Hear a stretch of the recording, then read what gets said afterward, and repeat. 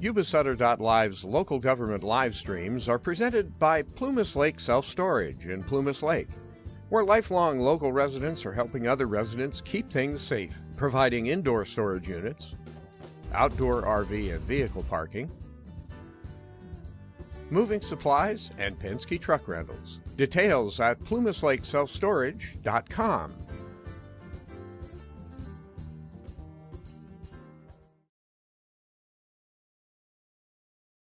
No action may be taken on the matter that this is not on the posted agenda. Members of the public wishing to address the board at that point or this time are requested to use the raise hand feature and your name and residence of record and begin your action to be able to address the board. Comments should be limited to 3 minutes per speaker. Do we have any desires to speak at this time? I have no hand raised. Okay. All right, I'll move on to consent and consent agenda for together those items which are considered routine, not controversial, or for prior policy or direction has been given to staff. Items in this category typically are adopted in total motion. To the board may, upon request of the director of staff or any public, consider any matter separately. So, have a motion. I'll make a motion to approve the consent agenda. I'll second that. The first and second. Hold on, Please call. one moment before you take roll. May I inquire whether item 510 ended up being linked to the agenda? No, I don't have anything to link to. Okay, so we should remove item 510 because there's no information about the amount of the expenditure of funds to purchase the 75 horsepower Vaughan pump. We should simply remove that from the consent agenda for this evening and place it on the next meeting or at a special meeting. This is one that we approved at the last special board meeting as an emergency expenditure. So then it doesn't need to be on the agenda tonight?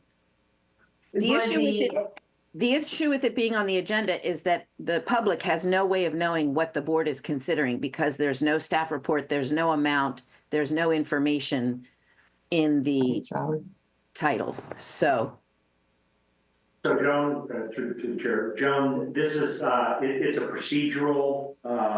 It's part of our emergency procurement. We just give the board an update. We're supposed to do that until we finish that emergency item. That's what it calls for. It says at the next regularly scheduled meeting. Yeah. There's nothing. We're not asking for any approval or anything like that. It's just an update to tell. Right, but there is no update. Right, so we can pull it out and put it in like under Public Works or something like that. Yeah, that's fine. That's fine if you want to move consent item 5.10 to a business item under district business, and then Sworn can give you a verbal update. Okay.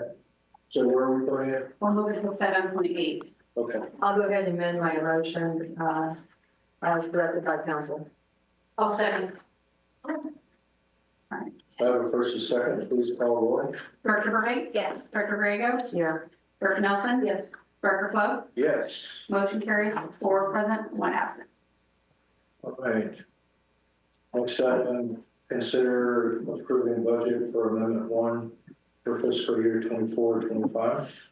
Okay, I can take that. This is our first budget amendment to our working budget. There should be not really any surprises in it because a lot of the items that are in there, they were approved by the board through the RFPs that came in. The grand total district-wide comes up to about $1,210,000. Let's take it down from the top. Nothing for the administration, nothing for engineering. Olivehurst Parks asked for an additional $19,000 appropriations, $15,000 to adjust for the legal costs for our cell tower rental renewal for both Telecom law firm and our law firm. And the other $4,000 was for painting of the pickleball court. CSA parks, nothing. Fire department, we had to rent, fire department had to rent a firefighter from Wheatland to staff one of the strike teams. That money is going to be covered or recovered from strike team revenues, but for to meet accounting procedures, we have to go ahead now. Our budget, it was $27,000. City of Wheatland billed us up front to pay for that particular firefighter. Net effect is zero. So the next one would take us down to the water. The water asks for a total of $147,500. One of them is adjustment for the new meters we're going to be purchasing. However, the cost is going to be passed on to the contractors who will purchase those meters from us. So the net effect is going to be zero. We're asking for an additional $25,000 for operating supplies, general insurance, an additional $4,000 because we have and had vehicle replacements. Outside services, security, we need to have another $3,500 to meet the needs.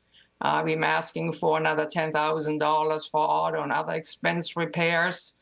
And then $75,000 for well number 31. This was not in the budget, unanticipated, so we don't have enough money to cover that this year. And the last item is $30,000 for the purchase of a third pickup truck. Our budget only had 2. Are there any questions on the water so far? To the chair, I have a question. Under the staff report, the fiscal analysis, and it says, under the wastewater part, the overtime due to newly implementing call-out pay and uncontrollable incidents at Hard Rock site. What's that? Uncontrollable incidents. Oh, that's the wastewater. We haven't gotten there yet. That's the wastewater. We just went through the water so far. Okay. Sorry. That's okay. So with the water, we are good. Okay. Wastewater. Okay. The first one is the $20,000 increase in overtime. And we had some incidences in the plan where we needed overtime. And remember, we have a new memorandum of understanding. We have additional call-out pay. And then the Hard Rock contract, there were some issues. I'm sure Swanjit can go ahead and explain it a little more, that required us to take care of it. That means we have to pay the overtime first. We are going to go ahead and charge the casino for the overtime. However, we have to increase our budget for that amount.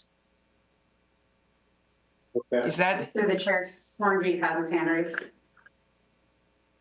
Yeah, so currently on the wastewater side at the Hard Rock Casino, so usually we put our hours in and then we bill them and then they pay us after, but we have to pay obviously the employees and our staff up front before we get billed from them on I believe it's a quarterly basis. Karen does. So currently they're having some issues that is requiring overtime work on Saturdays, Sundays. We have parts ordered for an auger, which is the head screen portion that, you know, the facility gets in a lot of rags and other stuff that typically wouldn't see in regular wastewater because it's a commercial site. Over time, it's caused deterioration on their system. One of that being is what's they call the auger at the just past the headworks. Well, that item is down. Since it's down, it's not able to capture a lot of these larger parts that normally it would, because it's, you know, not mostly used for towels and stuff, but it's been caught up in some of these the physical apparatuses that they have that's made it go down. So since it's down currently, we need to spend time coming in overtime to make sure it's all cleared up and isn't getting clogged further downstream at the Hard Rock. So that part's been ordered. It's a 10-week lay process. It was 12. We're now at 10. So that's one of the items that we're going to have to go in overtime and have staff there potential at least 2 hours a day on weekends, potentially up to 4. But again, we pay the overtime to staff for that, but then we send the bill back to the casino, so they reimburse us back. But then to cover the upfront cost, that's where the budget amendment that Karen's asking for one. Other items are like Gold Village as well. They have a small area that captures some similar kind of situation here where the county, has some repairs to do. There's lead times on parts. They have to get approved by their board, so it takes time just to get to that part, just approval. And then getting the parts, which is then causing our staff to come in on weekends to do additional work as well. All right. And then we bill them once, like on a quarterly or monthly basis. I bill them on, down the I road, bill them on a but in order to quarterly cover basis. cost up front. Gold Village goes every 6 months, and the casino I bill on a quarterly basis. Correct. Yeah.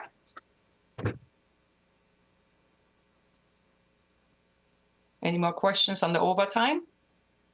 Director Burbank? No? No, thank you. Okay, the next one is increase in general insurance. Wastewater purchased some new equipment, so our insurance is going a little up. That was $8,000 right there. The next item is the Warren 75 horsepower pump. This was discussed a little bit earlier. I have the number of $63,000, which came from wastewater plant operator Nick. And the last item is to true up the monies. We had $500,000 set aside for the odor abatement on lift station 14. The board approved the contract with Newland. It's about $970,000. So in order to true up the budget, the $500,000 to the true approved contract cost, we need another $430,000, which brings the grand total up to $521,000 on the wastewater side. And if you're curious about where the money is coming from, the last right-hand column outlines where the pay comes from for the operating costs. It's sales costs, and as I said, Hard Rock contract, sales revenues for the insurance, sales revenues, possibly reserves for the 75 horsepower pump, and then for the lift station 14, it's going to be reserves, and we might go ahead and use some of the capacity fees to carry us over. Any questions on that? Questions, board? Sure. No. I'll go ahead and make a motion if there's no other discussion to approve the amended budget. A second. Okay. First and second, please call roll. Director Burbank? Yes. Director Grego? Yes. Director Nelson? Yes. Director Flo? Yes. Motion carries for approval when absent. All right, moving Thank on you. to Karen. Thanks, you, Karen. Thank you. So moving on to 6.2, authorize annual construction costs, index wastewater treatment facility, wastewater collection capacity fee adjustment for all areas under Exhibit A for the following resolutions. Resolution number 2065, Exhibit A, subsequent resolution number 2110, Exhibit A, resolution number 2067, Exhibit A, subsequent resolution 2021, Exhibit A, resolution number 2119, Exhibit A, resolution number 2115, Exhibit A, and resolution number 2215, Exhibit A, and resolution 2216, Exhibit A. Good job, Tom. Lives in the no bees though. So we do this every year. This is a rider that all of our fees have for inflation. So we got the amount from EPS, and who typically provides us with the amount to offset in the county. So we ask that you approve it so that we can make sure our fees stay in line with inflation. Any questions from the board? I'll move to approve. I'll second. I have a first and second, please call roll. Director Burbank? Yes. Director Grego? Yeah. Director Nelson? Yes. Director Flo? Yes. Motion carries all approving one absent. Okey-doke. 6.3, consider approving revised Exhibit A existing resolution 2272, resolution established for reimbursement fees for OPUD permit application review, consolidation OPUD staff, legal counsel, and consulting engineers. Yeah, so this is also the same time we do our permit fees updated at the same time as capacity fees on the March 1st. As you'll notice, we have some line items that have increased, some have decreased. For example, the technology fee, because since we pulled a lot more permits, we were able to decrease the amount of some of those fees.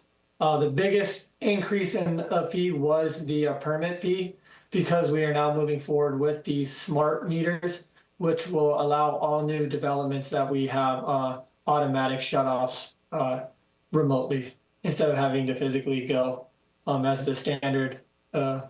As the technology improves, we're trying to keep up and pace with it, especially as this summer our new AMI project that we currently have going on will incorporate these new additional smart meters as well.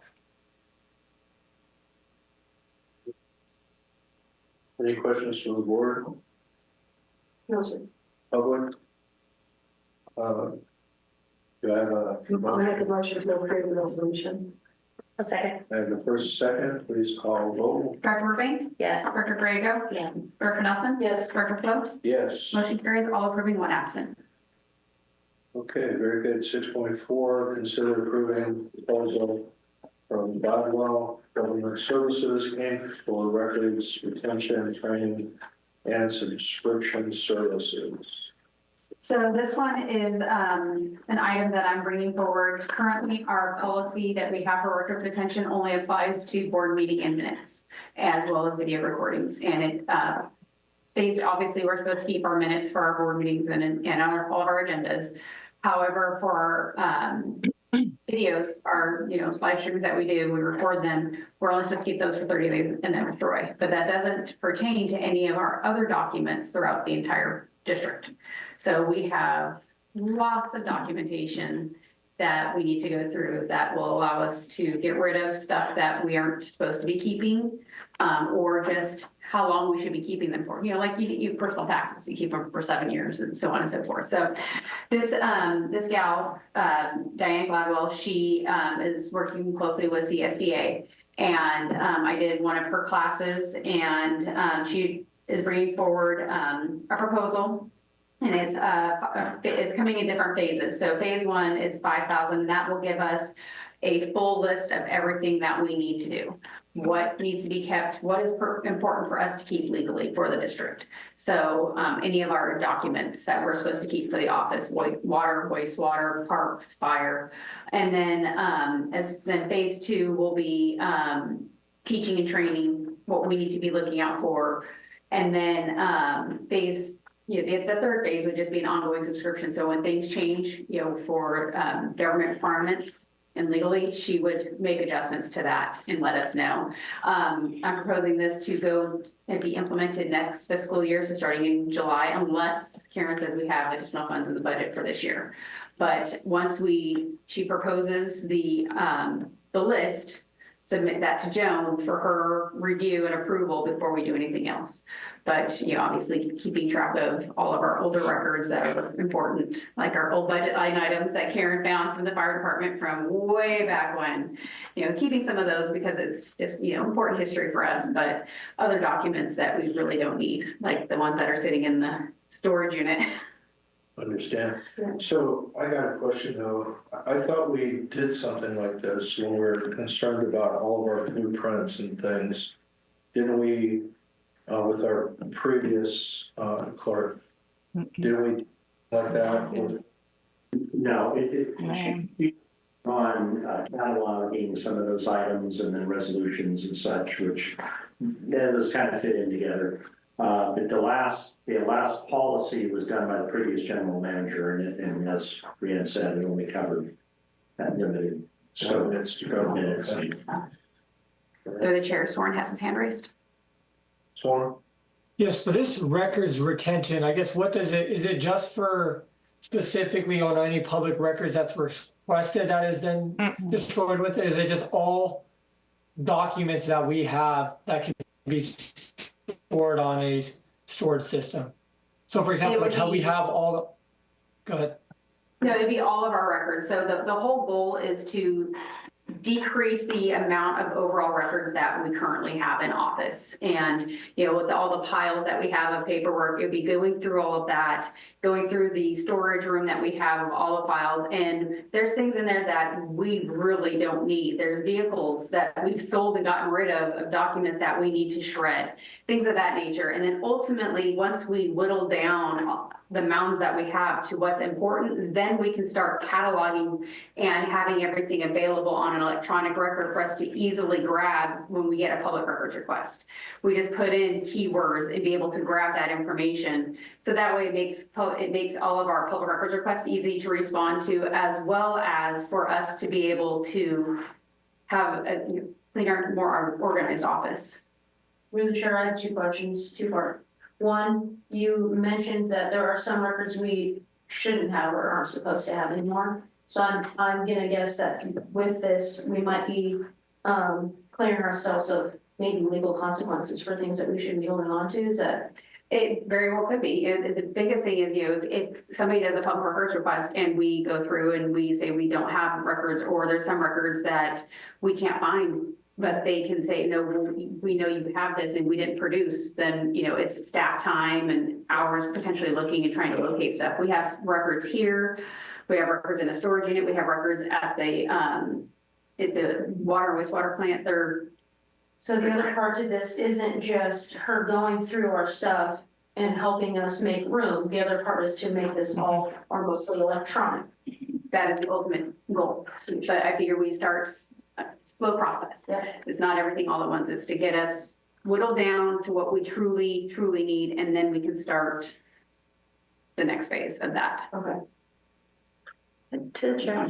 Will she be going through any of these documents? I think we discussed this at committee, but I don't remember the answer if we did. Is she going through this, or right now she's just going to tell us what we need to keep and what we don't? She's going to tell us what we need to keep, what we don't, and is going to give a staff training. So I'll get training on it, and you know, other areas, other departments will get some training on it as well as to what we truly, truly are legally required to keep. And then staff will start going through all these records and either, or, Yeah, and, So- you know, we need them. correct. Will the actual filing be done by OPED staff then, of the electronic, Yes. of what's needed? Yeah. Got it, okay, so that's the. Go ahead, jump through the chair. Yeah, so I really appreciate Director Burbank's question, because OPED staff enjoy the attorney-client privilege, whereas an outside vendor does not necessarily. And so I really appreciate the fact that it will be OPED staff undertaking training to understand the records retention rules that will be established by this consultant, and then it will be OPED staff carrying it out. And hopefully it will be Cindy going through the HR stuff, and so that, you know, the confidentiality and the proprietary nature of some of our records is preserved by having the appropriate staff person undertake the process. I did this when I took over from Jeff Meath 10 years ago, and he gave me 20 years worth of banker's boxes, which I painstakingly went through, because there were some things that were important for me to hold on to, but the vast majority of which I was able to dispose of. So I completely endorse what the board clerk is saying. It is so important that we actually have a policy, and that policy apply not only to our paper records, but to our electronic records, so that we aren't keeping emails for 15 years. We have a process that allows us to delete them, so that we're not forced to produce, in response to a Public Records Act request, 15 years worth of old emails that we happen to still have on our server. So I heartily endorse, and I appreciate, Brianne, the staff report, ensuring that I will have an opportunity to review the policy before it's finalized. Is there an estimate on how much time each department is assuming that this will need? Because obviously some, like we said, like we might have records at different plants and locations. So is there an estimated time for this proposal on each different department? Or is it just a straight up flat? No 5,000? estimation of time. Yeah, I honestly haven't even been out there to see what the records look like. So the biggest thing is if there's a box and it's got animal feces in it and whatnot, you just kind of take a look at the box with some gloves and some mask and see what's in there, kind of document what's in there, and that gets shredded because you don't want, that's a health hazard. And Just- being proactive, Sworn, we are not under a mandate or a deadline. Yeah, yeah. And so it will be up to each department head to size up the scope for their department and then come up with their own timeline and coordinate with the board clerk on that. Right. I do have a question. I thought we had policies and procedures on records keeping already. Do we not have that? We have that one, but it only applies to the board minutes and. Oh, just the general Yeah. stuff, not everything. Yeah, that's, yeah. Gotcha. Okay. Yeah. Through the chair. Just Yes. an example of some of the things, we have a file room that's literally packed to the ceiling.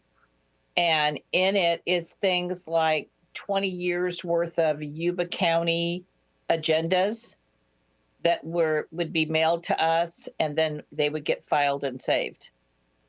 Obviously, that's not something we should be keeping. But it goes from that Unless to, people- as Joan unless said, people highly have confidential considered- documents. Unless people have insomnia, that might be important to give them something to read. Exactly, Yeah. exactly. Right. Okay. So I guess my last comment is, I guess, because just looking at this, I just don't know what the exact, I see how it's helping the 5 departments, but will the one example, for example, say we're just looking at just financial statements, will then that be used just on, say, for the example that is used with staff on, say, just one department, is that expected just to be carried on each one based on the training? Or is each department going to be looked at? What examples of documents? So I would recommend, Sworn, that we wait until we see the work product of the. Yes, I agree. And then we can assemble a staff meeting and ask these types of questions once we have the policy in Yeah. hand. And the consultant will be providing training. And so I think that's the appropriate forum to ask some of these questions. Right now, we would all just Yeah. be hypothesizing the answers. Yeah, the only way I ask these questions, because I know there's a proposal of the 5,000. I guess I wouldn't want us to put a $5,000 approval amount if we don't know exactly what's coming of that 5,000. No, until the we have more detail. 5,000 is the cost to create to assess our records and create a records retention policy and undertake training. The 5,000 is not our internal cost to carry out the project. Got it. Right. Any other questions? I'll move to approve. I'll second. I have a first and second, please call the roll. Director Burbank? Yes. Director Griego? Yeah. Director Nelson? Yes. Director Flo? Yes. Motion carries, all approving, one absent. All right. Consider approving addition of Zoom webinar format to further enhance security of OPEB's Zoom board meetings. So this is another one of mine. We have been very fortunate, we haven't had this, but I have read and heard about this quite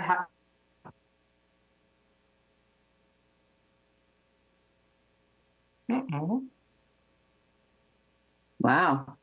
Well, Karen, you're still here. Yeah, I can hear us. Yeah, Yeah. Yeah, I hear everybody's everybody. frozen. That'll teach us to talk about. Yeah, Literally right during the Bombing. Zoom- well, we got bombed, huh? We got Zoom during bombed. right when we talked about Zoom. Uh-huh. This is an example of what can happen if you don't do it, right? That's so crazy. Oh, It's like Zoom heard us. yeah. I know. And I mean, they are straight up frozen. Yeah. Whoa.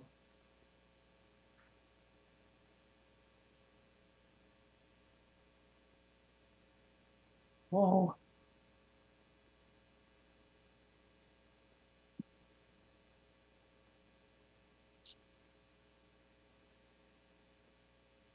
Text free.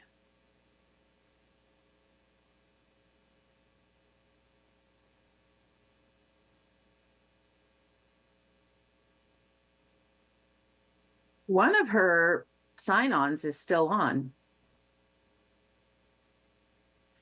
Yeah, I can see it. Oh, I'm going to so- chat with her.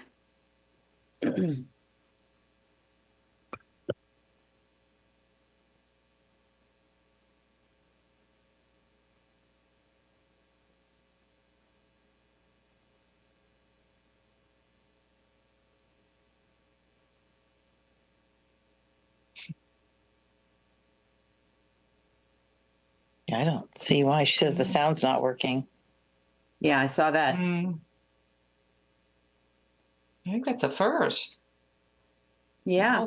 And all the time if we are doing the Zooms, this is the first time that has happened. It happened once in the middle of a day meeting, but not Yeah, a board meeting. that's true, Joan. I remember that. I mean, the odds that it happened right when we're talking As we're talking about pretty- Zoom. You know, I was watching a Die Hard movie one night, and at the exact moment that the lights went out at the airport in Die Hard, the lights went out in my house. And I had company at the house, and all the lights went out. I was like, well, I was just freaky. Oh, that would have freaked me out. Yeah. Yeah.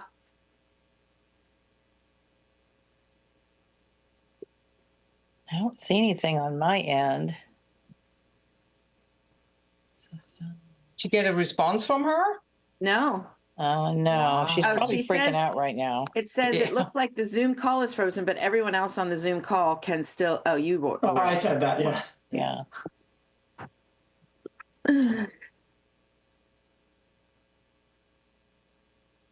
No. Oh, Oh, oh. We Here see she comes. unmute. Like it's working. Here she Perhaps, comes. perhaps the office internet went down. That's kind of what I was wondering. Yeah.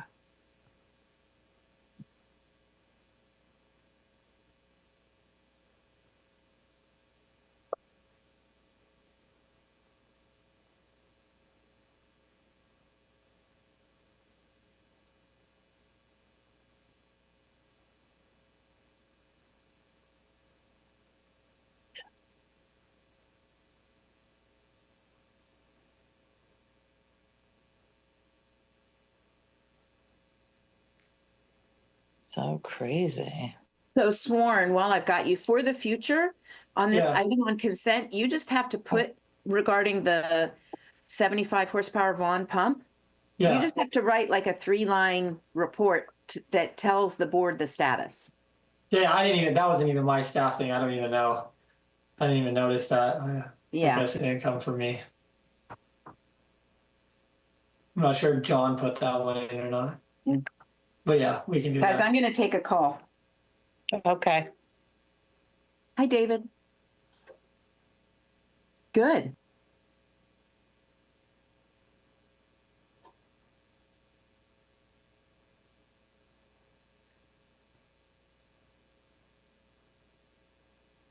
Oh,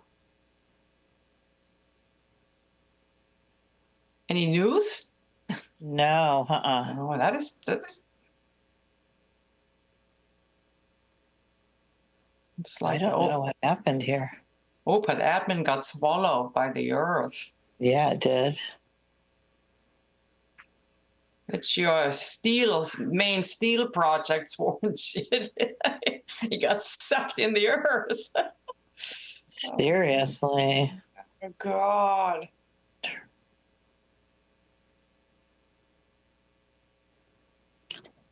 Well, let me see if I can sign in. Try to go ahead and tag Andre from my Surface here and see if I get a response. Yeah. See, try. Can you guys hear us? Yes, Yeah. we can hear you. Yeah, we can hear you. Good heavens almighty, we had technical difficulties. No Alright. Yeah, we kidding. can see. We're back on. Right as we're talking about Zoom, you had technical Yeah, difficulties on Zoom. the odds, we couldn't believe it. Yeah. I know. We were all talking, going, we can hear each other. Timing is everything. Okay, so we are now on the 6.5 was approved. Director Grego made a motion, Director Nelson seconded, all approving with one absent. All right, and we have a presentation from Dr. Lou for those that are online. So welcome, Dr. Lou. Thank you. Good evening. I'm Dr. Liu. I'm your health officer for Yuba County and Sutter County. Today, I'm only talking about the Yuba County community health improvement process. My apologies to those who this is their second time hearing a little bit about this presentation. So I did present to the committee a couple of weeks ago, and it was the request for the committee for me to come back in person to present to the full open board. So what is this process? Like, why am I even here to talk to you? Because OPUD is a very integral part of the Yuba County community. So back in 2022, the Yuba County Public Health Department conducted a very, very extensive community engagement process. We were able to collect 996 community surveys in English, Spanish, and Hmong, and combined. We also hosted 10 community forums, 1 in each supervisory district, and 5 what we call targeted conversation, 1 at, say, American Legion, 1 at the East Center, just to list out a couple of the places in the Olivehurst area. And based on all that rich qualitative data, and based on our collection of quantitative public health related data across CDC, the CDPH, et cetera, we were able to put together a community health assessment report. And based on that, we also had a list of about 15 priority topics that we asked each of those 996 individuals to rank. And from there, we presented to a group at our CHA closing meeting / CHIP kickoff meeting. And then we asked those who attended, these are leaders from healthcare, Adventist, the local clinics, AMPLA, Harmony Health, Peachtree. We had Supervisor Bradford was there. We had department heads. We had educational leaders. And we just asked them to vote. And we said, we want this to be actionable, achievable in 3 to 5 years. So don't choose too many. So we limited them to 3. And the 3 health priorities that came up as the chosen ones by this group of key stakeholders: healthcare access, mental health access, and safe neighborhood and built environment. And then the process now is what's called a Community Health Improvement Plan, the CHIP. And this process started back in fall 2023 and will last until essentially fall of 2028. And we have SMART goals, specific, measurable, achievable, realistic, time-bound goals, strategy, and tactics within each of these health priorities. So how is OPUD even involved or potentially involved? One of the critical goals within the safe neighborhood and built environment health priority is to form a parks and recreational work group. A lot of the key stakeholders during the CHIP workshop said, we have all these awesome parks, all these awesome hiking trails, all these awesome biking paths, but nobody really knows about them.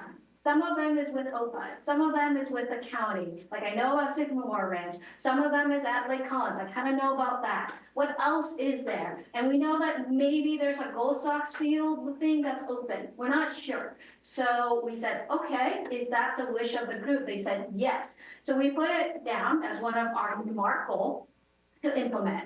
It took a little bit of time, but we gathered all the key stakeholders that we thought should be there, and OPUD, of course, was one of the attendees and invitees to the table.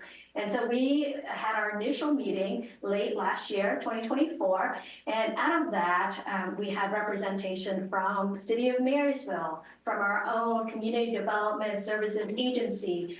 We're the facilitator, so we're not the subject matter experts. Like, I don't run a park. Right? I don't run hiking trails, but we know how to facilitate the process. So our staff in public health and I lead the facilitation, but we have representation also from Yuba-Sutter. We have representation from even the levees. The reclamation districts have come to the table, and a couple of other key stakeholders, such as our health plans, are there.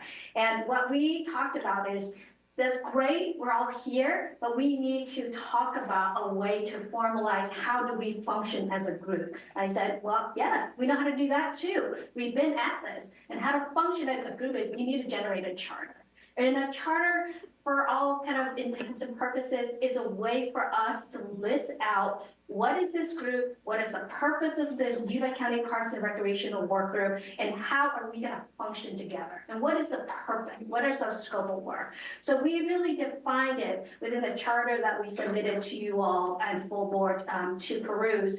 And it's to promote Yuba County available parks, bike paths, and hiking trails. And hot off the press, about a week and a half ago, we heard that we have some small funding from Kaiser Medical to potentially hire a GIS expert to put together essentially a simple Yuba County map with maybe some symbols for parks, some symbols for biking paths, some symbols for hiking trails. And then on top of that, we reference that there is a 2008 Parks Plan. Some of you might have even participated in it.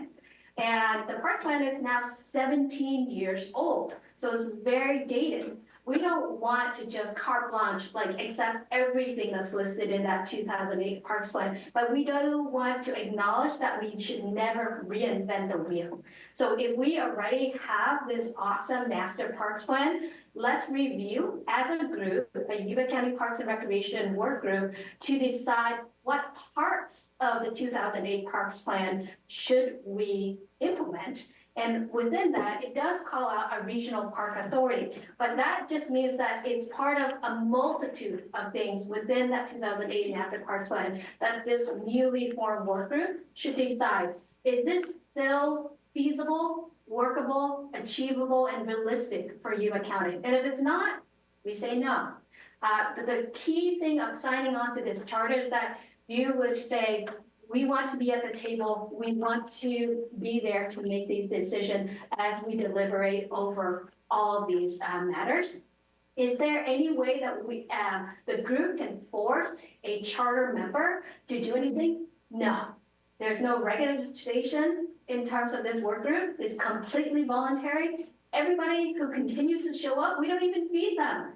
They show up unfed every month. December, January, February, from 1 to 2 p.m. during rain, during coldness. And it's because it comes down to the fact that everybody who's there really cares about the health and well-being of Yuba County residents.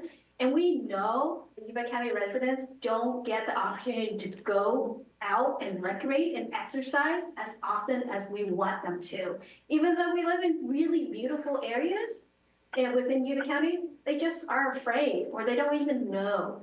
So we're hoping to change it. Is it going to be an overnight success? No, but we do feel optimistic that we're putting our heads together. We're joining forces. We're not working in silo, and we just discuss. So I'll end there. I'm happy to take any questions. I think I'm only curious about this term, built environments. Explain that. Built environment just means that, like, that's great that you say, hey, you should walk 30 minutes a day. You should exercise 150 minutes a week. But, like, is your environment conducive for you to do that? Like, do you actually have sidewalks? Do you have a park that you can easily walk to within half a mile? And that's great that you say we have biking trails, but is it really safe? Is it paved? And then hiking trails, are they marked and whatnot? So the built environment is really centered, and that's why it's complementary safe neighborhood. Like, do you feel safe going to recreate? And then is the place that you are going to recreate at, is it actually nice and safe for you to participate in exercise? Thank you. That makes total sense. Through the chair. So I guess I have some history with this thing. I was on the board of 2008, and I probably participated in that recreational program. But I'll tell you, now that I sit on OPUD, that these parks are heavily used. I don't think anybody has a problem finding parks in the South County that are operated by Olivehurst Public Utility District. In fact, on my way over here, I was passing by the Down Parkway at the Olivehurst Memorial Park. And I saw probably about 100 children out there playing soccer. Somebody had put a light. Did you see it on your way in? No, but I don't come that way. You couldn't, okay. So they must have some kind of light that they brought with them. And there's probably 100 kids out there with their parents.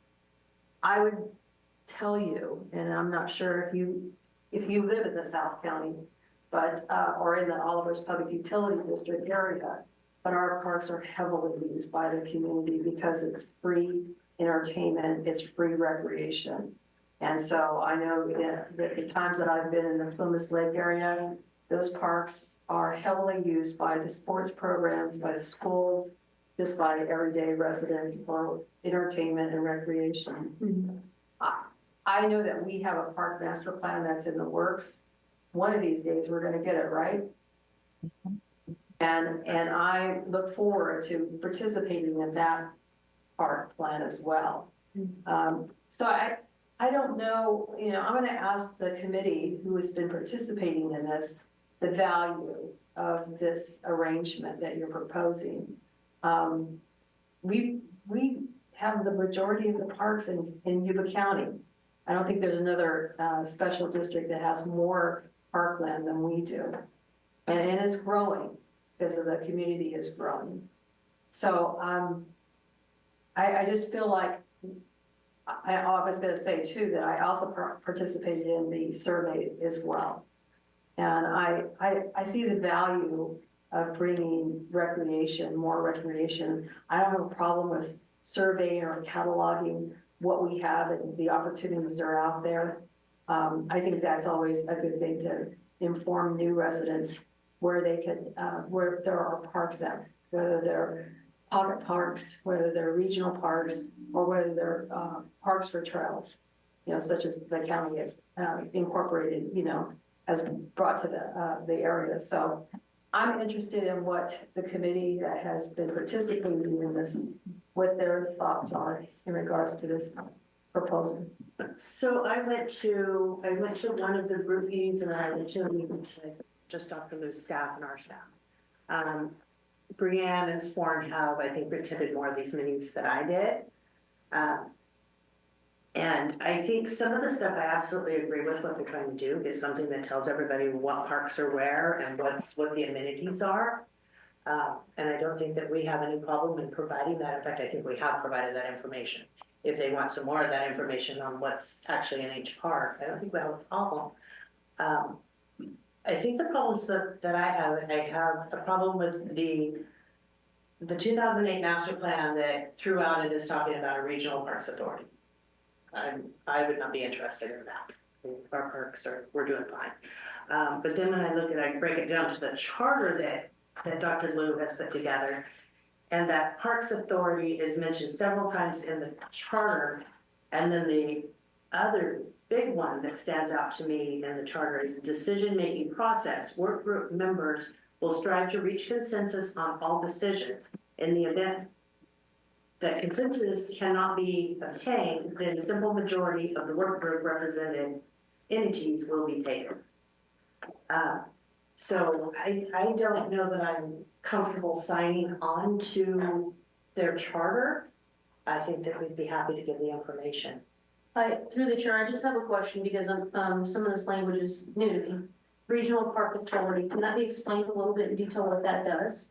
What that is? Does that give, OPUD is in charge of our parks. Right. So does that give charge of our parks then to another entity? It's basically creating another agency. And we give them what we allow them to have, you know, as part of the charter. That's my understanding. We can write the charter how we want. So I don't think we lose our authority to plan parks and so forth. But there is a concern there. Because in our report, it says implement relevant aspects of the 2008 Yuba County Park Master Plan. I'd like that to be explained to me. What is relevant? I'm not. Who decides that? Yeah, and who decides that? And I'll be quite honest with you. I think what you're doing is fine and it's great, and I think it's in line with what we do here as the park authority. But I mentioned that we also have a park master plan that I would like to see us complete and see where we go with it before we start creating or being part of another authority. The chair, Swarnjeet has his hand raised. I think The interesting part as I read through this document is the one that really highlighted out to me was section 4.3 of the Regional Parks and Recreation Authority. So it clearly states in the responsibilities of this new JPA under section 4, or the Regional Authority responsibility. Based on the 2008 Parks Master Plan, the new Regional Park and Recreation Authority should take on all regional scale projects within Yuba County. Control of existing regional parks, including those owned by county government and the city of Marysville, should be turned over to the regional authority in order to share the support of these facilities across the region, which will benefit from having these amenities. These regional authorities should be specifically responsible for the following facilities and programs: a new regional park designed to serve residents throughout Yuba County and attract visitors from outside of the region, upgrading and management of Riverfront Park in Marysville, improvement to existing regional facilities, and on and on. So that's a little concerning to me on the 2008 specific plan on what the responsibilities is, because it clearly states control of existing regional parks, including already that existing under county and the city of Marysville, should be turned over to the regional authority. So part of my concern with that is that our constituents, pay in taxes for these parks. And so does the aspect of our people that do development have an agreement to develop these parks for our residents specifically. And my concern is, are you asking for funding from OPUD for Marysville or any of these other places? And is that just a misunderstanding of what we're seeing going on here? So if you can enlighten us on that, I think that would help, Dr. Lee. There's no funding request, not from OPUD, not from City of Marysville, not even from Yuba County at this time, right? What we have clearly been asked to do by the CHIP Safety and Food and Built Environment Work Group, that was formed in the spring of 2023, is you guys need to convene a Parks and Recreation Work Group.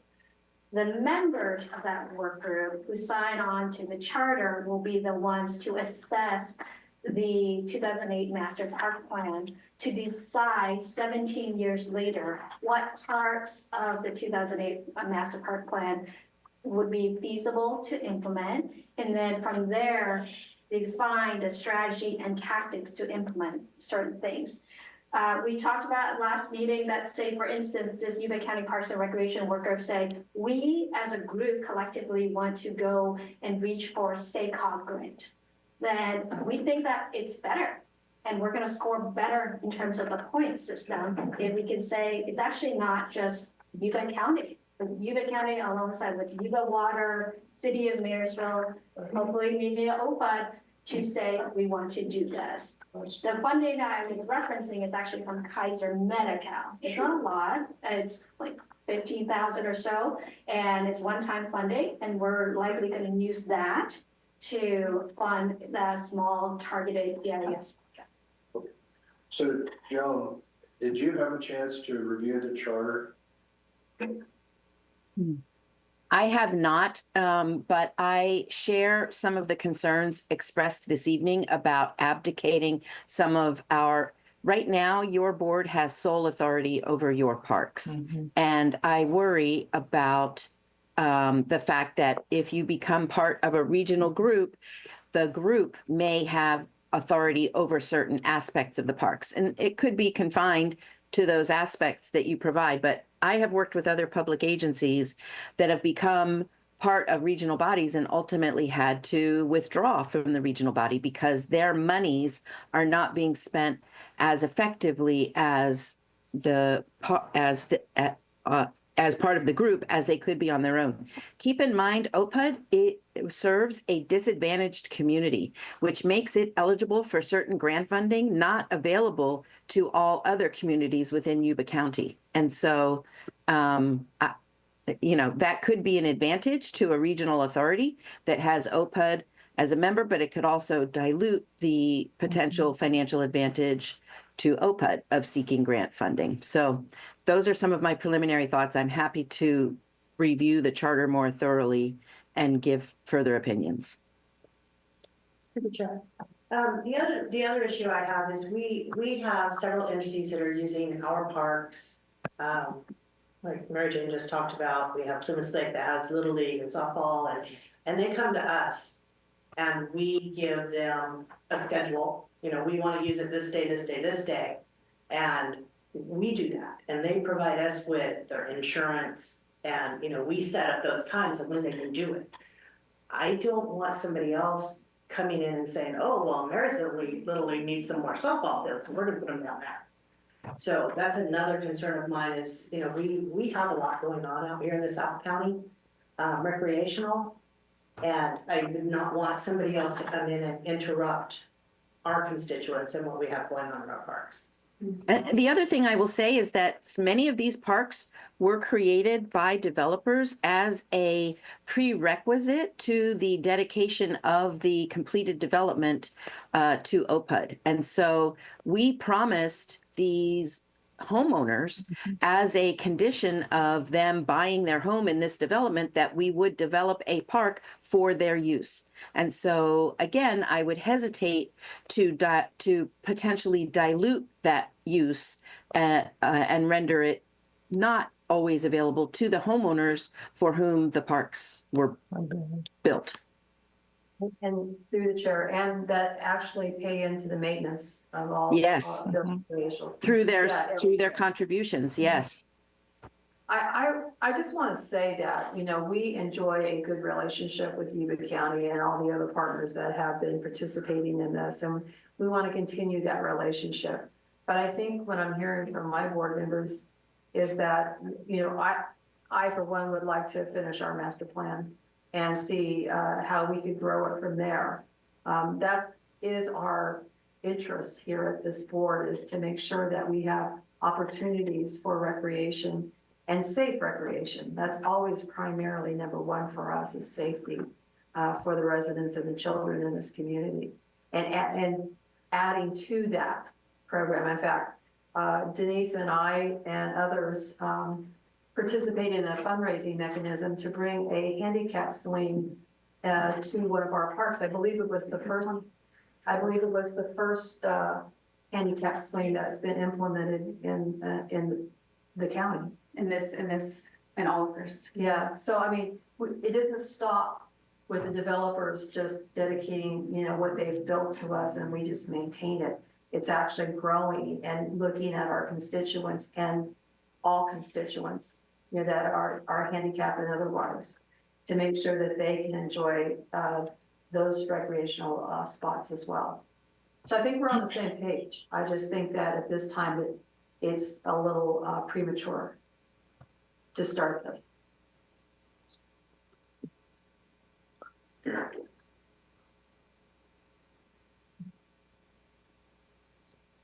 Good evening, President Flo and directors. Gary Bradford, Yuba County Supervisor and Plumas Lake resident, user of OPUD's recreational facilities quite frequently. So I certainly understand the concerns that this board has related to the language in the 2008 Parks Master Plan. I know if I was sitting there in your seats and I was perceiving that someone else was trying to take away some of my authority over the parks that I'm responsible for, I would have similar questions and concerns. But I don't believe that's what this work group is about. I believe the Parks and Recreation Work Group will create opportunities for key stakeholders like OPUD. You're clearly a key stakeholder when it comes to recreation in Yuba County, to collaborate on parks and recreation access across Yuba County. I think it's important for OPUD to formally participate on that work group by signing the charter. If you don't, you lose your voice and you lose the opportunity to collaborate with others. And that's a concern for me as both a county supervisor and a resident of the district, your constituent. It's important that you have a formal seat at the table, and I think that's for two reasons. Number one, so you can convey your concerns to the rest of the group about that language in the Parks Master Plan and make that clear that you have those concerns. If you're not at the table, it's hard for you to express that. And number two, because as you stated, you have significant recreational resources in this community. You have a large percentage of the population of the county lives in your district.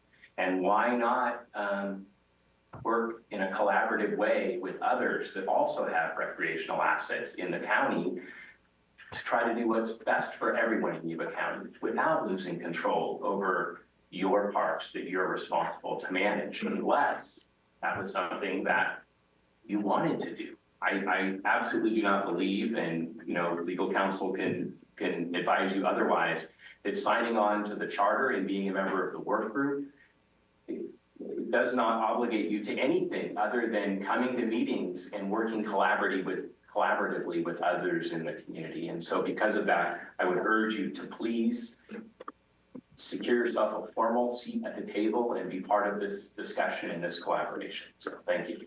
Through the chair, Sworn has his hand raised. All right, Sworn? Sworn, Chief?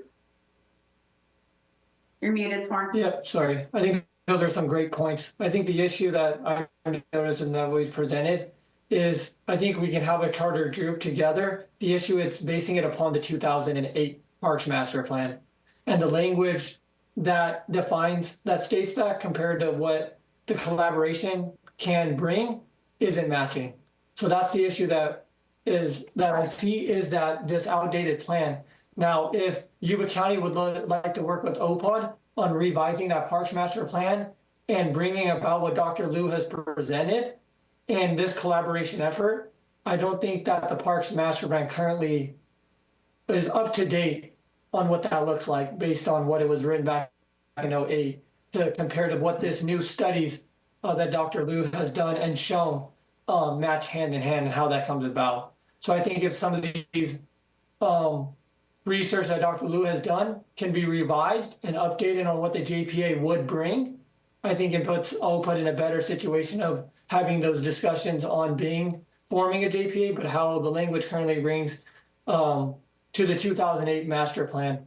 I don't see it aligning with how we also are updating our current master plan. Just a point of clarification, this is not a JPA, right? A JPA is much more legally binding, well, truly legal binding. This is just a charter. So in simple terms, it's just a way for us to know how we relate to each other formally in the Parks and Recreation Worker of Yuba County. The reason why we added that language, that was the will of the majority of the group members, is that they did not want us to reinvent the wheel. The Master Parks Plan of 2008 is about a good 150 pages. We would rather use that as the starting point and pick and choose out what still works in 2025 versus starting from scratch. Because that Master Park Plan was done very well, very extensively, but it was done 15 years ago, or 17 years ago. So we know that. So that's why you saw the language is review the Master Park Plan of 2008 and consider what is feasible to implement now in 2025. Again, what the work group decides is what the work group decides, but there's no mechanism for the work group to force any member to do what they don't want to do. But through the chair, if I can put my 2 cents in it, if the board wishes to consider joining the charter, then I would recommend that you let legal counsel look at it and make sure that there's no obligations that we have there, and then if that's your wish, then we go and start.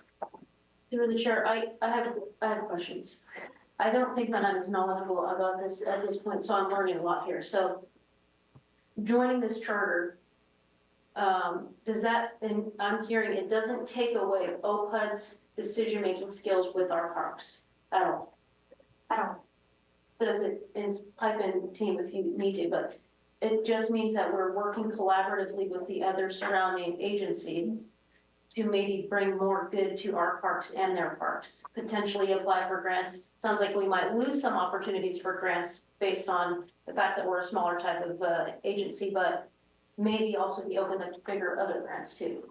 So I don't think we lose any grant opportunities because we're still DAC here. But I would encourage you to trust but verify. Trust what Dr. Lou is saying, but verify with your legal counsel to make sure that there are no obligations, you know, So this is merely a collaborative effort. Yes, Not and the taking charter away- is a formal way for you to say, we want to formally be at the table. We're not trying to take away the authority of OPA or the authority of City of Marysville to do whatever they need to do with their parks or even hiking trails. And I do want to clarify, OPA should be able to apply to as many grants as you want by yourself.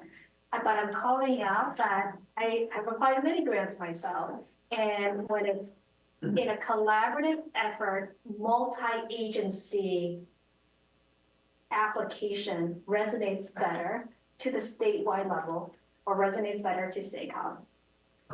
So, you know, just being in this county, one of the main reasons why I chose to stay here after retiring from the Air Force is because I liked how collaboratively we work together in various things. So collaborations, I don't believe the board's issue at all. We want to collaborate. So if that's the case, what I would suggest to the board is that we have Swarm and Joan look at the charter and highlight any things that they might have concerns, bring that back to the next board meeting, and then we'll take a look at it and see if we're ready to participate. I know I'm talking about the next agenda item, but I think that these two agenda items are connected. So I would be more comfortable with that, and then we make a decision at that time. It'll give us some time to get feedback from our legal and also from our staff on how to proceed. You know, I feel it's very important to maintain our relationships that we have and working together toward these common goals. And I know that Health and Human Services, this is a health plan basically for our community, and that's the driving force of that, of things that are wanting to be done. I do share our board's concern about control and our funding, and I'm concerned more for the people that live here like Gary, who pay into the taxes for, you know, our parks and all of that and all the investment that we put in. And then also, you know, our children and youth, you know, giving them access to being able to use our parks that are for them, for here locally, making sure that that happens for them as well. So I would feel more comfortable with holding off on the decisions tonight and having Joan look at this and Swarm look at the charter, and then bring that back to the board with staff recommendations from John. Through the chair, if I might just add a few thoughts to that as well, and I don't disagree with it. I think that I don't think tonight's the night that we're going to make a decision on this. Right. But, you know, you made reference in regards to why reinvent the wheel, but, you know, plans are always updated. And, you know, looking at some of the Yuba County Parks and Master Plan that was done in 2008, it refers to potential funding sources here, and, you know, as a government agency, and different types of mitigation fees, landscaping and lighting act, general fund contributions and such. And, you know, I hope that that's not something that the authority would be looking at, is how to increase funds. I'm not really sure if you're just going to look at grants. I'm not clear on any of that in regards to if you're making decisions or if you're trying to improve the health, how do you do that without a funding source? Those are questions that I'd like to have answered and you know, and expanded upon. In another sense too, you know, I agree with you again, is that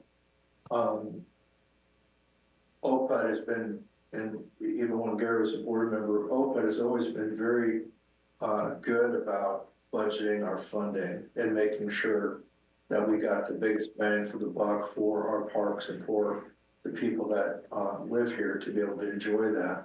And being able to, you know, make improvements like we have done too. So, you know, we've been very fiscally sound in the decisions that we've made in terms of making sure that we had funding, not just for today or next year, but 5 years from now.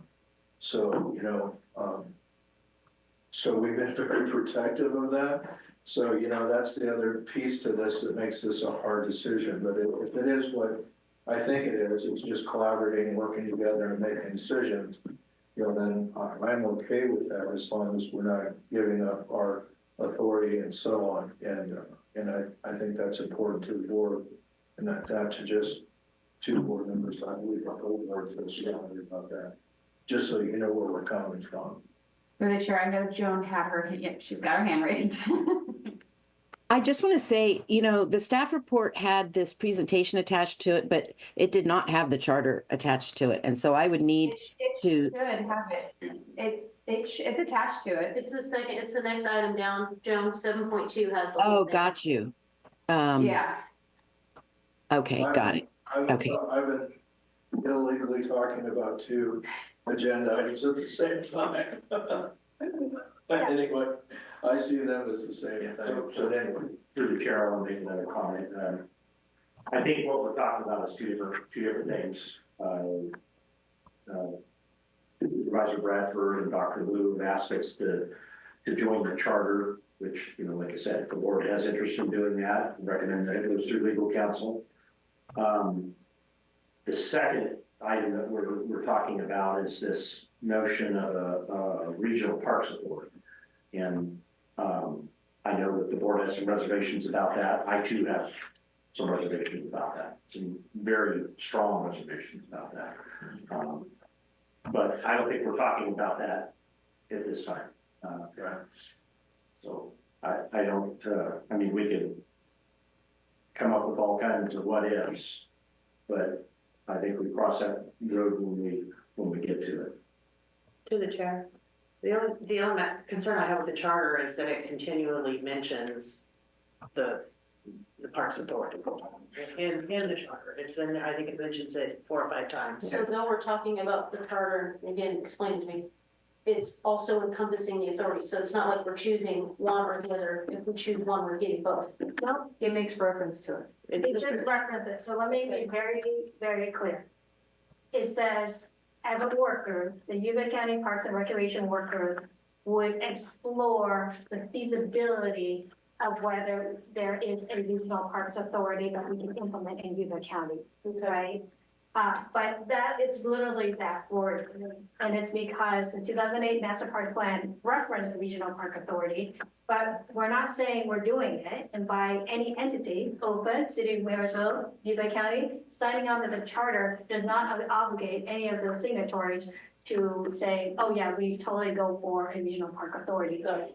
This charter, if you sign on to it as an entity, it's like what Supervisor Bradford eloquently stated, is for you to formally signify your willingness to work collaboratively with other entities within Yuba County that has a vested interest in the health and well-being of Yuba County residents as it relates to parks, recreational options, biking trails, and hiking paths. If within that Parks and Recreational work group, the conversation does go to the Regional Park Authority, every signatory, including OPED, if you guys decide to sign on, can say, actually, no go. We're out now. That is the direction that we didn't want to go. But those are hypotheticals, like John said. Those are hypotheticals. So the language is very clear to say, as a work group, we need to talk about what's in the Master's Park Plan 2008, because it's already there.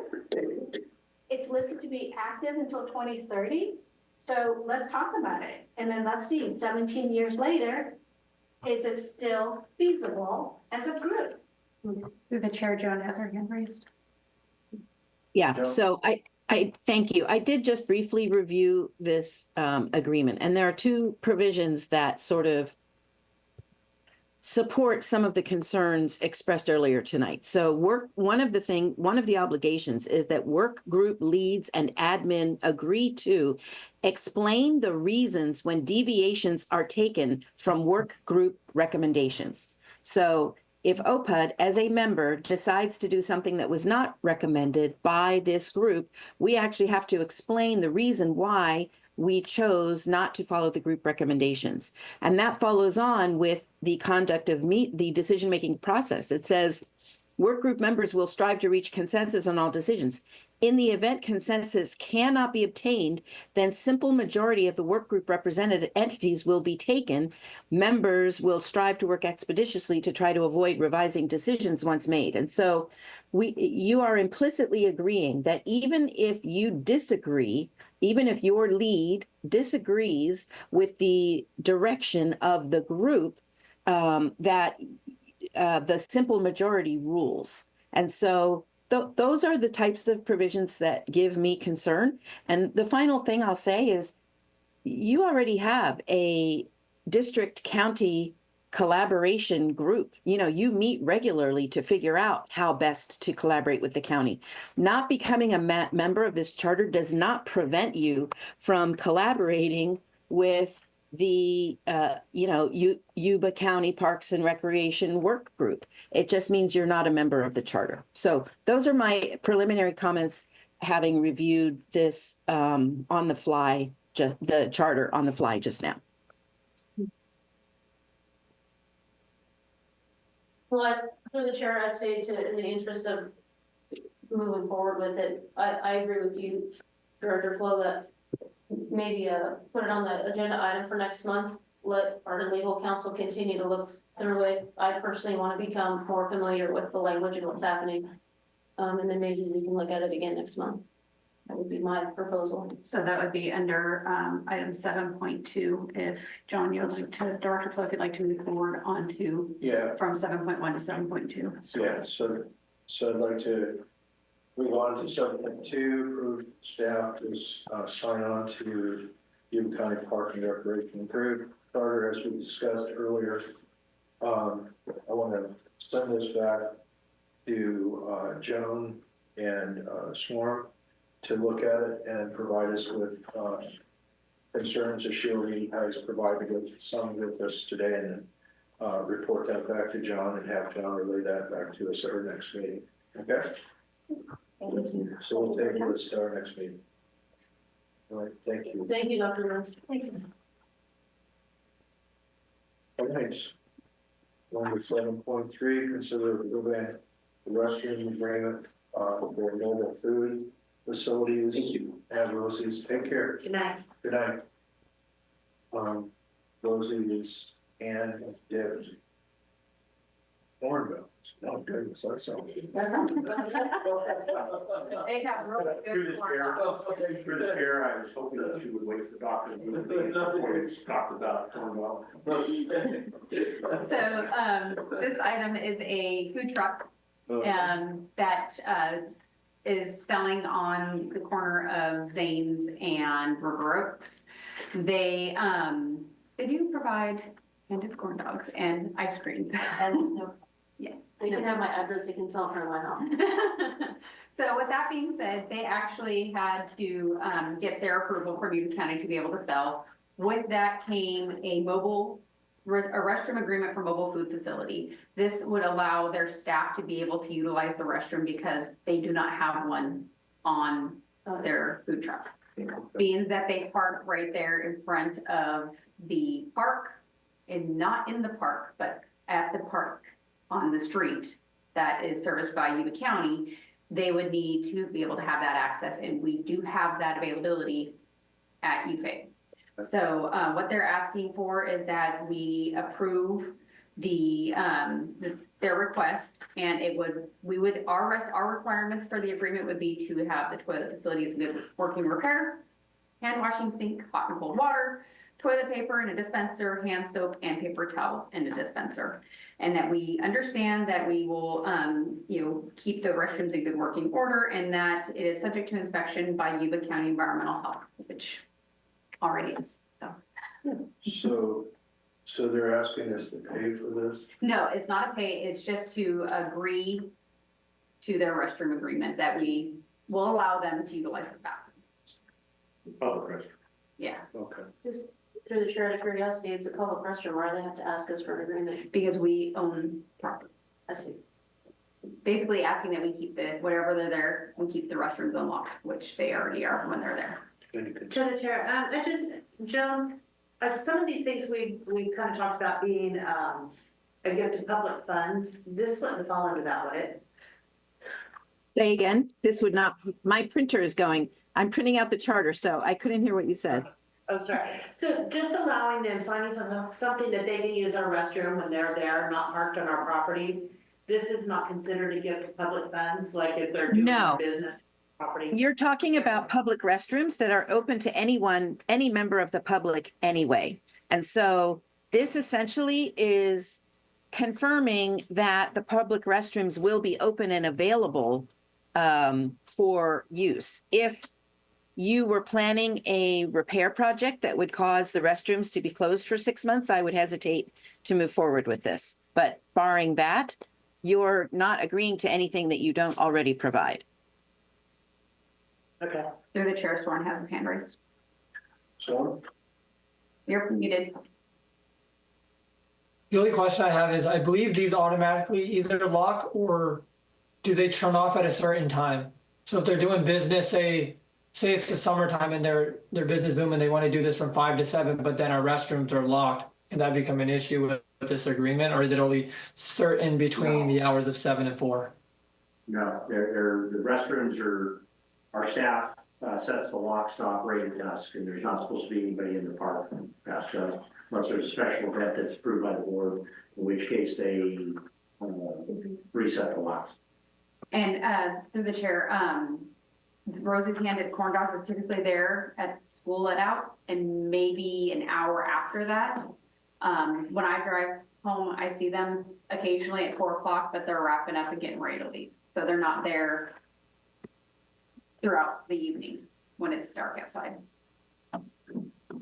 Well, no other questions, I'll move to approve it. I'll second it. I have a first and second. I gotta get there before 4 o'clock tomorrow. Straight up. We can ask them to come here. We can come to the meeting, please. Director Burbank, Yes. Director Grego, Yes. Director Nelson. Yes. Director Flo. Yes. Motion carries, all approving, one absent. We need to taste test. Okay, moving on to water, wastewater, see an update on South County infrastructure. Okay, so, we're moving along. I do want to bring something to the board's attention. We've had, working with a consultant that was provided by the water agency to provide very accurate pricing for the project. Was discovered by the consultant that we were considering a CWTA, used to be called a PLA with the Trade Council. That gentleman advised that would likely increase the cost 25 to 35%. So we have an ad hoc for this, for South County, Director Corrego and Director Kroll, who's not here tonight. We've been through several meetings with various, with the Trade Council, with open shop contractors, including Nordic, Gateway Pacific, and Auburn Constructors. We're to the point now where a decision as to whether we're going to keep the PLA, or the Contract Workforce Trade Agreement, or do something else is holding up the project. We need to make this decision. I've committed to the management group that I would give them direction tomorrow so we can continue. It's also has a cost to it. Every day that we delay, inflation's going up.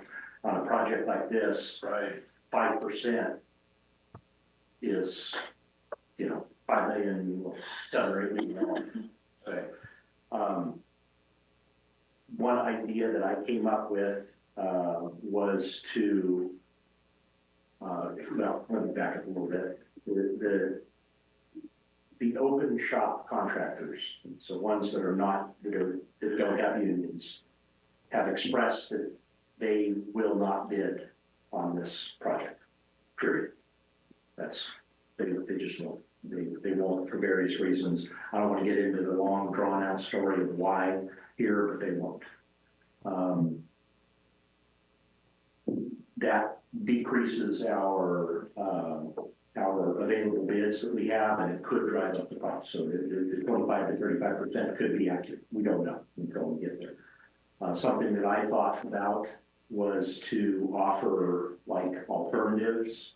So we offer when we go out to bid, we offer a choice of bidding with a contract workforce agreement and bidding open shop without.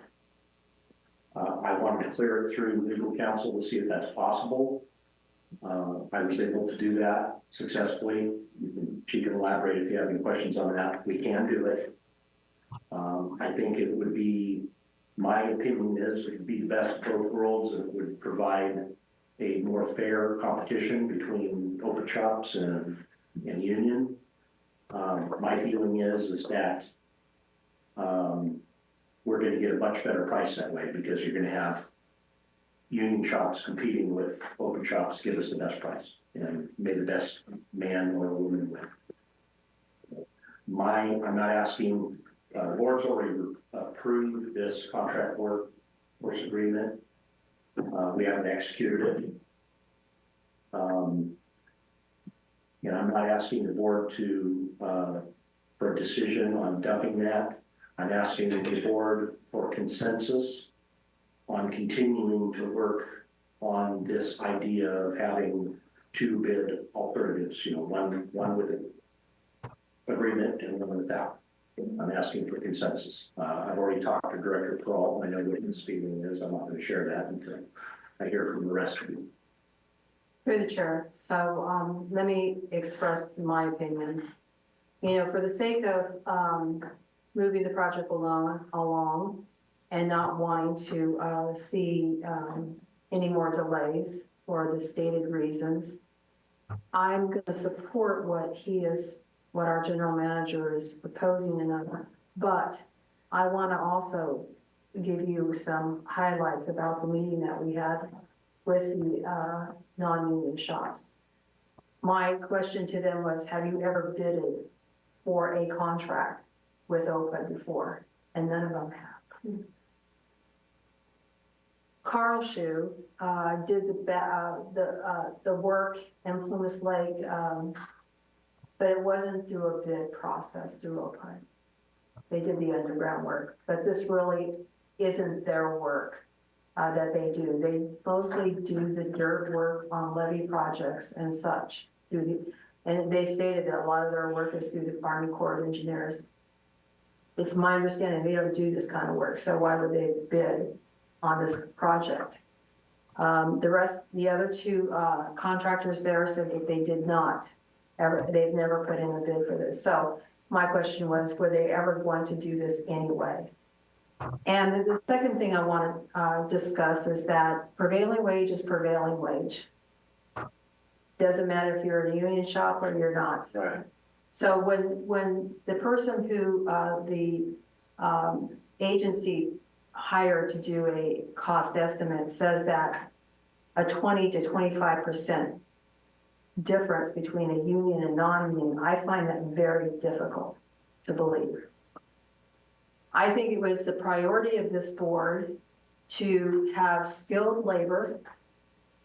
And when you look at the union, and how they operate their training programs, people join the union for a career. Right. Whereas a lot of times the open shops, they're just providing a paycheck. Right. I think that the general manager makes good sense that they may sharpen their pencils a little bit, and it's my hopes, and I have conveyed to them that I want to see a lot of bids on this particular project. The more bids, the better competition it is, whether it's union or non-union. But like I said before, I don't want to hold up this process, but I want you to be very clear about what's being said here and how I view it. And I've done some of the biggest projects in the county in the past, and I've done it with union jobs and non-union jobs. Right. The difference is here is that this board has requested that we not only get money for the project, but that the community benefits because of the labor work that would be presented by focusing or making a preference that local people are going to be on this job. Right. That's the difference there. I attended the meeting with Hard Rock, and we did an update around the table of what was going on. And this is what I talked about, this community workforce program. I said, we're at the tip of the spear on this particular venture, and it can really work well for us, and it can work well for other agencies. And I've made the unions apprised of that. I said, if this works out good for OPED with skilled labor and a good price, then the rest of the agencies in this community that have large projects will feel a little bit more comfortable entering into these agreements. And so I wanted to just lay this out because I think that it's important for this board to know, and this is when we have the opportunity to discuss this with each other, is only during these board meetings. And so I want you to know what Mark and I have gone, and the general manager have gone through in these talks, whether they were with union or non-union shops. Mm-hmm. So, like I said at the very beginning, I'm willing to go ahead and support his recommendation by a consensus of this board to move forward on this and see where it lands. Through the chair, John's hand is raised. Thank you. Thank you. I also have been able to attend a couple of meetings with the ad hoc committee. I am wondering if, as part of your direction, you might also direct that I include some of the goals that are right now enunciated within the community workforce agreement, such as local hire, such as, pre-construction meetings to ensure all of the trades are collaborating. I would recommend that if we're going to have this alternate, and we may choose whichever is priced the best, that we include in the contract documents some of the protections that right now reside in the community workforce agreement, so that even if ultimately the decision is to proceed on this project without that agreement, we continue to protect our local workers. Of course, we will pay prevailing wages, but I would like your authority to go ahead and include some of those provisions. They will become duplicative if we end up proceeding under the community workforce agreement, but that's fine. So that would be my request for consideration. Thank you. Through the chair. Thank you, John. I would like to see that. But there's one other thing I forgot to mention. And when we went into the meeting with the contractors that are not union, they kept referring to this agreement that they were so opposed as a PLA. And I said, no, don't say PLA, because that's just a bad connotation to start off with. It's a community workforce. And I said, have any of you guys read it yet? And none of them had even seen the contract. So they had no idea what they were up against. I mean, what it basically comes down to is skilled labor, and that you have to have apprentices to, journeyman, ratios and stuff like that. That's where the rub is. But we're talking about standards and quality at this point when we talk about, this ratio that they're resistance to. We want a quality project. We don't want to have cost overruns. We don't want to have to go back and dig up the pipe for whatever the reason. I mean, it's pretty straightforward project, but things can go wrong. So I'm going to leave it there, and I like the suggestion that our council has given us as well. To the chair, I remember when we were first talking about agreeing to this, part of it was, the big part was local labor, keep our dollars in our community. Women, veterans, that they're encouraging, and I don't know that that's consideration with the, what are they called? Closed shop, open shop? What are they called when they're not union? Open shop, okay, so I doubt that's a consideration with that. So to me, that's big. I mean, local and then, you know, women and our veterans and when this bid comes in and we look at it, that's where we get to, we don't have to take the lowest bid. I mean, that's usually how it goes, but if those considerations are important to this board, then that's a decision that this board will have to make. So then I have questions on if we have two different bidding processes? That was my question. Yeah. No. If come in really low, do we have to take that if they're not gonna guarantee us that they're using local labor? Go ahead, John. Yeah, so unless you do a design build project, which this is not, you are required to take the low bidder. So that is an obligation. And what we would do is we wouldn't have two separate bidding processes. We would have one bid form. And the bid form would have on it a line item called an alternate.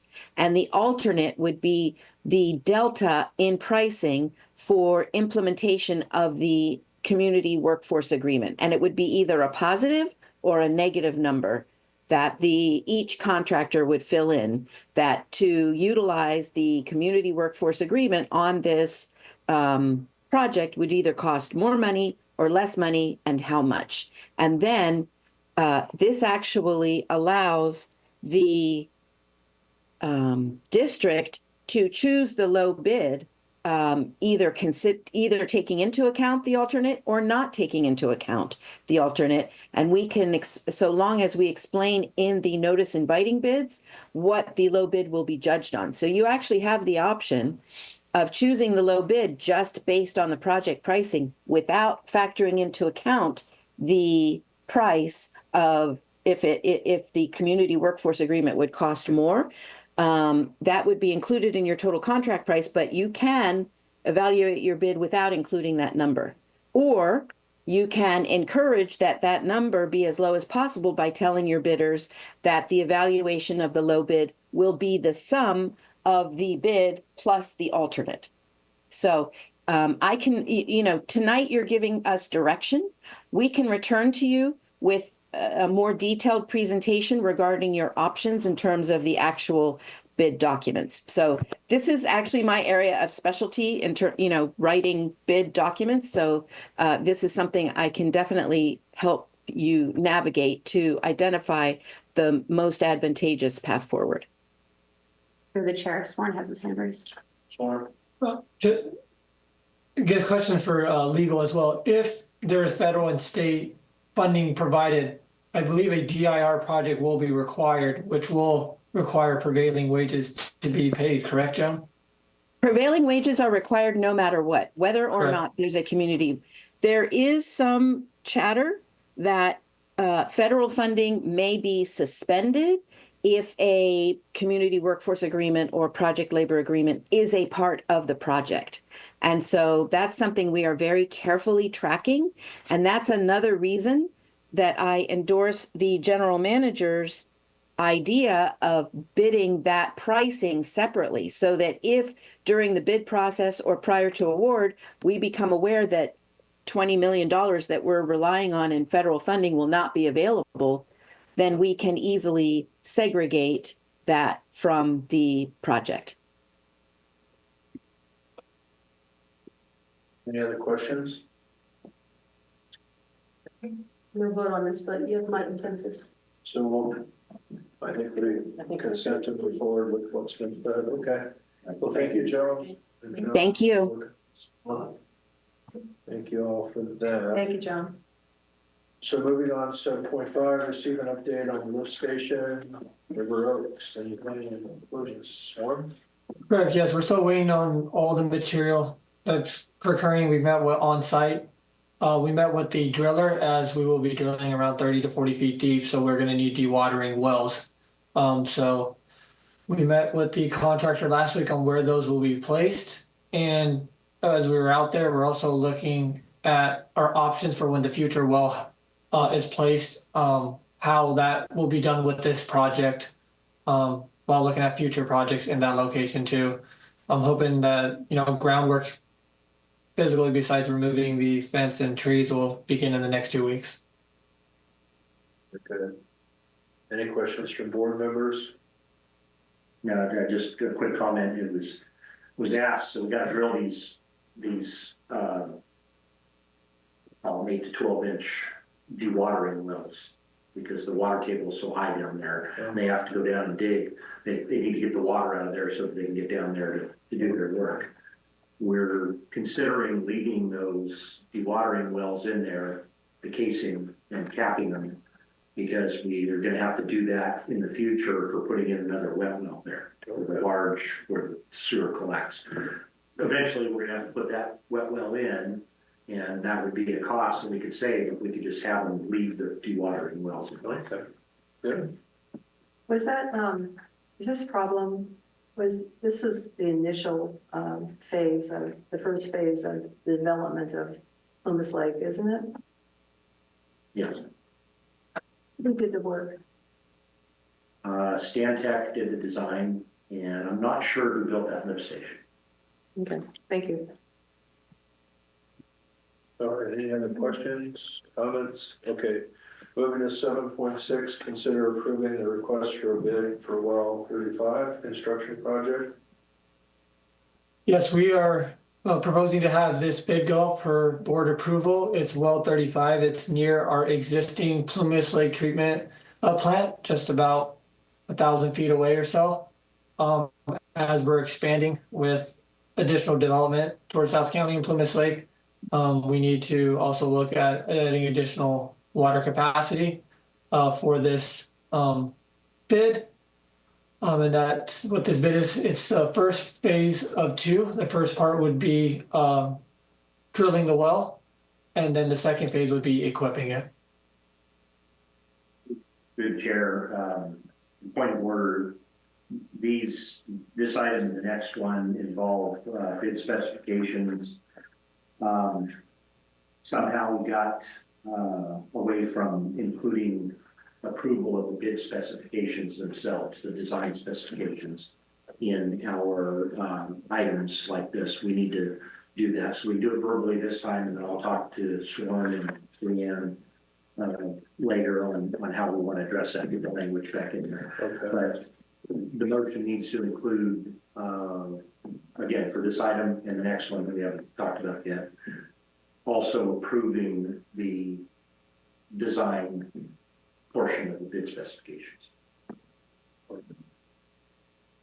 That way the board doesn't have any design liability. Okay. Did I say that right, Joan? You're muted. She's ready. Absolutely. I had my hand raised. I lowered it. You, by approving the design, you avail yourself of design immunity under the government code. I'll move to approve. Have a second? I'll second. Give it a second, please call roll. So you're moving to approve the request for bid for well 35 construction project and the design of bid specification. Correct. Director Burbank? Yes. Director Grego? Yep. Director Nelson? Yes. Director Flo? Yes. Motion carries, all approving, 1 absent. All right, same situation, consider approving request for bid and well specifications for well 31 repair project. I'll move to approve, including bid specifications. Have a second? I'll second. First and second, please call roll. Director Burbank? Yes. Director Grego? Yeah. Director Nelson? Yes. Director Flo?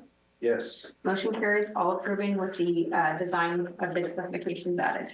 Okay, and rewinding to 12:28. And so we're going to review and approve emergency expenditure funds to purchase a replacement of 75 horsepower Van Halen pump in advance for rainy season.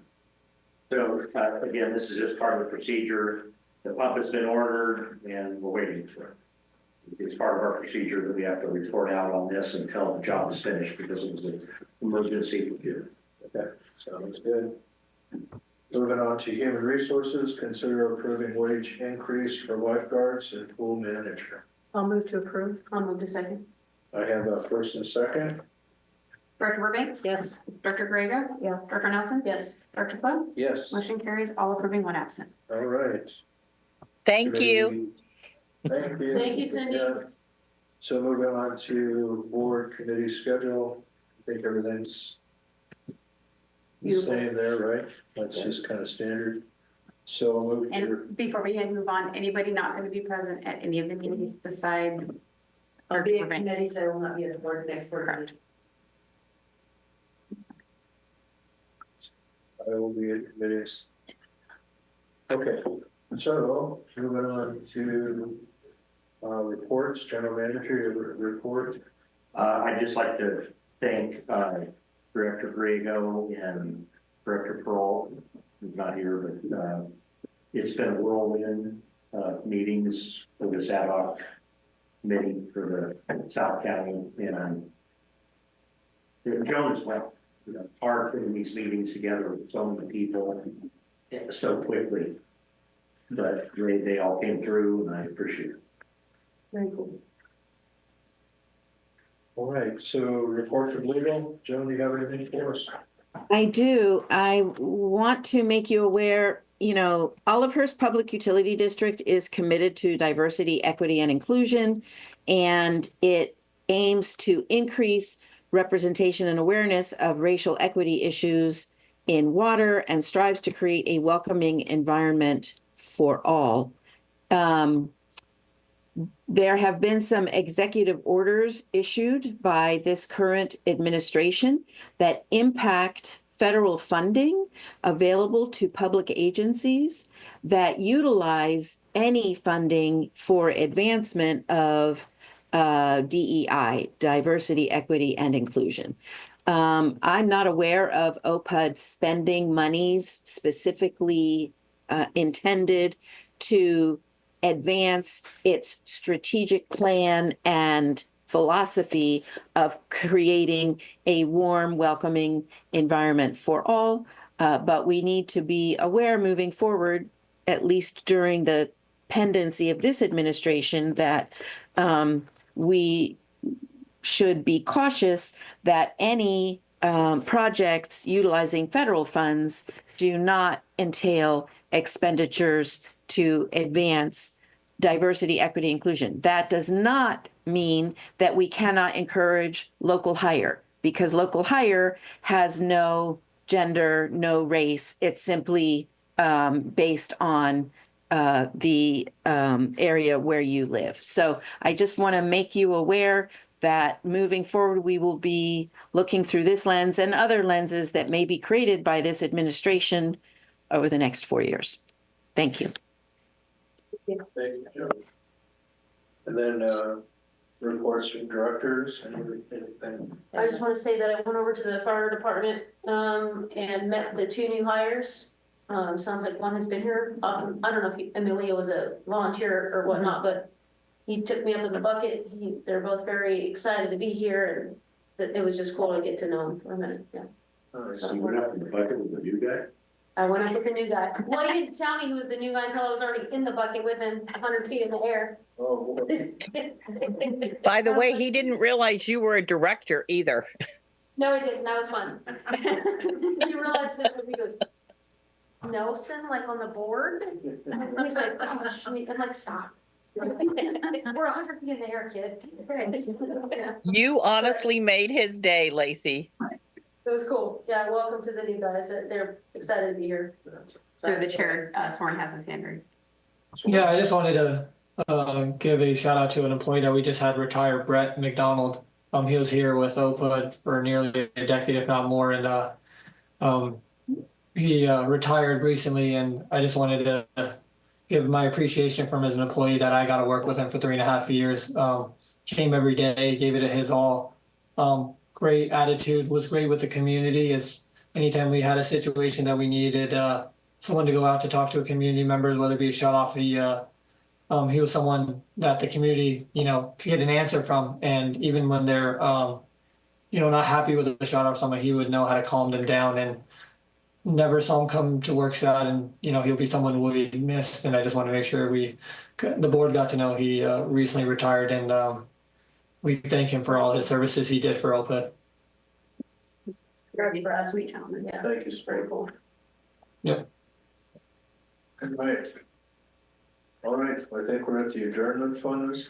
Well, no, legal counsel, you wanted to cancel the closed session? Right, yes, we're canceling it for this evening. It was there as a placeholder, but we're gonna cancel it. Right there in that phrase. Okay, so. It's right there. We're gonna go ahead and look for a motion to adjourn. We'll move to adjourn. Second.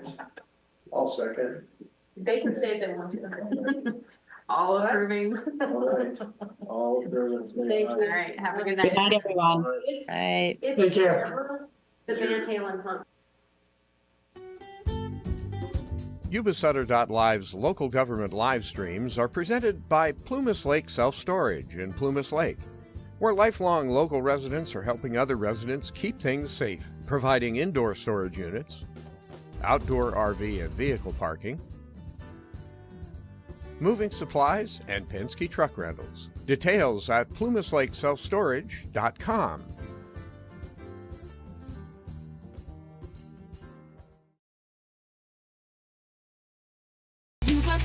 Yuba-Sutter.live. It's the truth that comes through.